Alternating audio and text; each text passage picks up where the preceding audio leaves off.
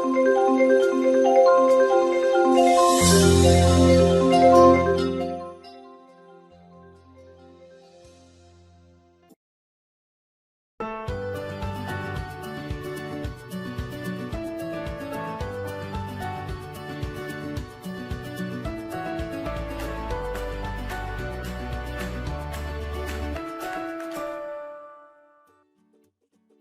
this is J. Michael, the Bitcoin Mentor. Welcome to this Trezor hardware wallet training. And to get started, pull out your Trezor and let's go through the two most important things you'll do before you use your Trezor. You want to start by going to Trezor's website, and that's at https://trezor.io. Let me stop and interject here that you very likely will encounter this page, which will request that you install an extension. I've already done it on my Chrome browser, but if you have that, click the green install button, or go down below and look at the choices you have there for various Windows and Apple products, and then click the download button.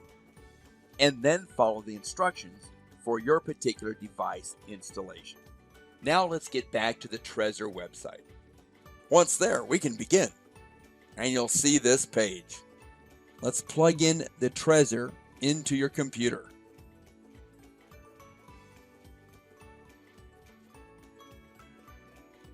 Number one is set up your PIN. They have a great little video that'll walk you through how to set up a number of different pins to use, so only you have access. The tiles shown on the computer's display. For the purpose of this tutorial, let's set our new pin to 241753. Follow the instructions here carefully. Next, you want to put together your recovery seed, which is 24 words that will help you recover and restore your wallet if necessary, in case of theft or loss. Now, these are critical words, so make sure you write it down. Save it, put it in a safe, give it to a friend, put it somewhere safe on your computer, or all the above. Now you're ready. Let's start by putting some Bitcoin inside your Trezor, and the most popular spot is from Coinbase. So let's go to Coinbase, and once we get there, click on Dashboard, and then go over to Accounts. And once you go to Accounts, go down to the BTC wallet. Now understand, this could be Uphold, it could be Blockchain Info, it could be Copay, it could be any number of exchanges or wallets. But we're in the most popular Coinbase. So let's click on Send, and you do whatever it takes for your particular wallet or exchange to send. And you should have a pop-up like this that asks, where should we send it to? The recipient. And that's what we're going to show you now. How do we get the recipient in Trezor? So let's go over to our Trezor. And we go to wallet.trezor.io. And of course, we'll need to type in our PIN, which you will see on the front of your Trezor. And that takes us in here. We want to go to our Bitcoin wallet. Remember, you can have a few wallets. And remember to use the Bitcoin one and not the Bitcoin Cash, as some people make that mistake, unless you are sending in Bitcoin Cash. But there is a distinction. You need to have the right one. Once you go into the right account for that particular one, go over to Receive. And the Receive will create a code for you, the recipient code, that you will then go back and place in the Coinbase Enter BTC address. And once you've got it there, check it. I always check the first few digits and perhaps the last few digits.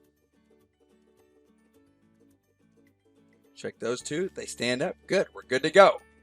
So we go back to your wallet, your exchange, or in this case, Coinbase. Then enter how much you want to send. You can send your max. You can send any given amount that you have. Then notice there's a network fee. So if you send, let's say, $25 worth, there'll be a fee. $1,000 worth, there'll probably be the same fee. So you want to be careful about that. Prices are changing and prices are going down for the fee, but there still is a fee there. So make sure you send over enough to accomplish the task you want.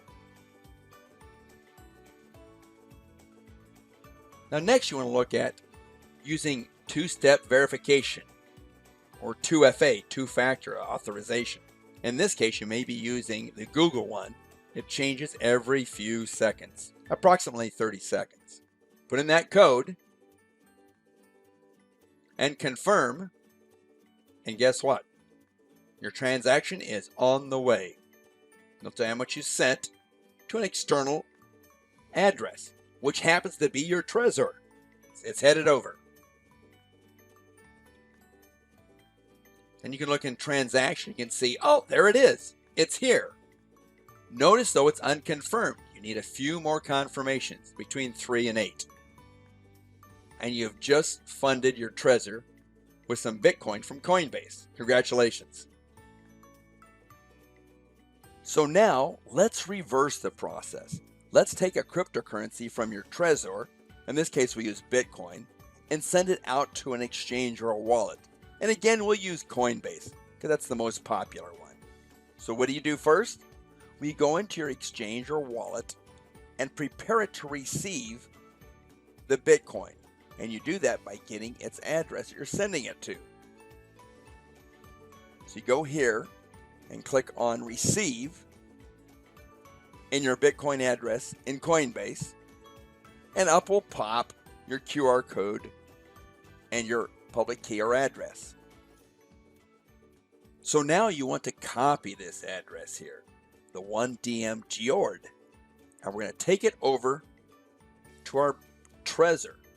Now you may have to go back, and if you don't have it online, re-enter your PIN code on your Trezor based on your matrix that you'll see here. Once you get inside, we'll go to the Bitcoin wallet and the Bitcoin account, making sure you go to one that has some Bitcoin in it. And then you'll go up there and click on the Send menu item. And there was our Send Payment pop-up box. We'll enter the address there and check to see if that's the correct address. Remember the 1DM Geord, and maybe check the last 2 amounts. And then set in the amount, how much you're going to send over in BTC. You may want to click the maximum amount, and you can have a choice for how much fee you want to pay.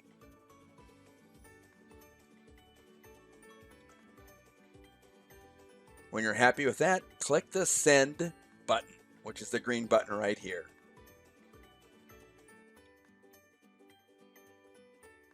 Oh, and let's just make sure you want to send it. So they give you this confirmation page, and you'll have to go back to your Trezor to confirm that. That's a great safety feature. And there you go. You've sent Bitcoin now from your Trezor back to an exchange or a wallet or wherever you choose to see it. And here we can see it. Here they acknowledge they've received it. They're just waiting for the appropriate amount of confirmations to make it available. And there you go. You've done it. You sent Bitcoin from your Trezor into another wallet or exchange. Congratulations, they are due again. Now you may want to store other cryptocurrencies. And you notice if you go up here and click on the Bitcoin menu item, it'll give you a drop-down list of some of those items. Now that listing can change. And even as you watch this, there may be additional cryptocurrencies added that you can store on your Trezor. Another note, to use Ethereum or Ethereum Classic, or what we call ERC coins or tokens, you'll have to use the My Ethereum wallet. And that's available to you online, and there's instructions on how to use that. And it's just like you use the Trezor wallet. You have ability to receive coins, to send coins. Finally, you can look at all your transactions you've done on your Trezor. And you simply do that by clicking on the Transactions menu item. And you'll get a listing of every transaction you've ever done and a close-up of each one. That is most of the features of your Trezor. And it's one of the great secure hardware wallets. You'll find updates constantly, and they even are coming out with a new Model T at any time now. Thanks for watching this training video, and we'll see you next time.